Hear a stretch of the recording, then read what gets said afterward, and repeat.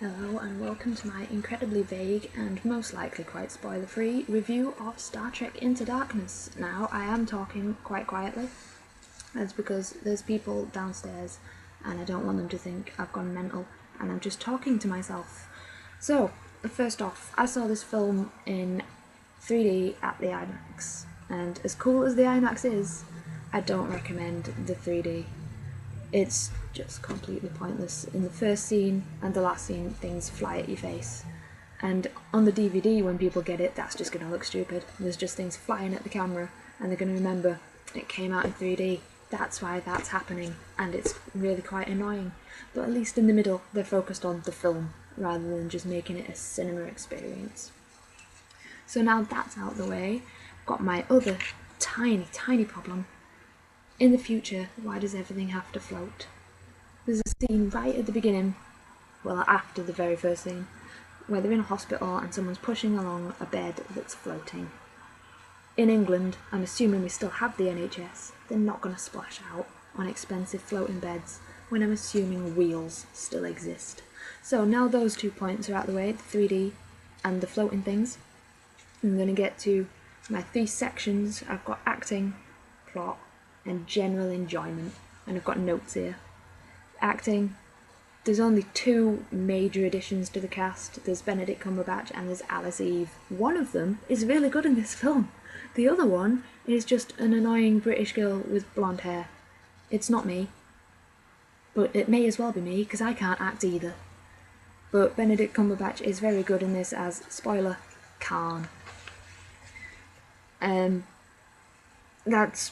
That's pretty much it. He runs away with his film, he acts everyone else off the screen. Alice Eve, on the other hand, is appalling, and I was hoping she was a villain to just justify why she was looking at some torpedoes with utter lust. I'm not even joking.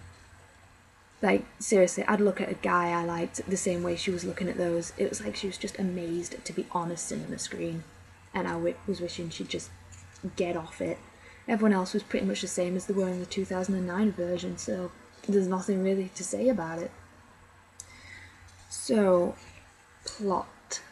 It confused me a little because I zoned out for 10 seconds during a really important speech which explained why everything was happening. I was just drifting off thinking, I'm quite thirsty now, I could do with a drink, while they were explaining why there were 72 torpedoes with Khan's crew on them, and why some other people that Kirk thought were his colleagues or whatever, or his superiors, they were being twattish. Basically, I can break down the plot to, if they didn't work on the Starship Enterprise, they were a twat in this film. That is literally it. That's the best description. Also with the plot, there's a slight swap when it comes to radiation, and if you've seen Wrath of Khan, and if you have, this film will annoy you, you'll know what I mean when I mean there's a swap. A Kirk and Spock swap. But seriously, I don't think hardcore Trekkies are really gonna fall over themselves with this film. It seems more like a film for, if you liked the 2009 version, you'll like this. So my last section is general enjoyment. I liked it, but it genuinely felt like it was just an action film that happened to be in space. There wasn't anything particularly sci-fi about it. Compared to the 2009 version, I did like that the villain was more involved in this one. 2009 was like building the relationships between characters and why they are the way they are, and that Nero was just an inconvenience. In this one, it was John Harrison / Khan was the issue, and that was what the film was focused around. There was also some bit about Kirk and Spock and if they were willing to let each other die. That kind of was running throughout the film. But other than that, it was, we've got a problem here.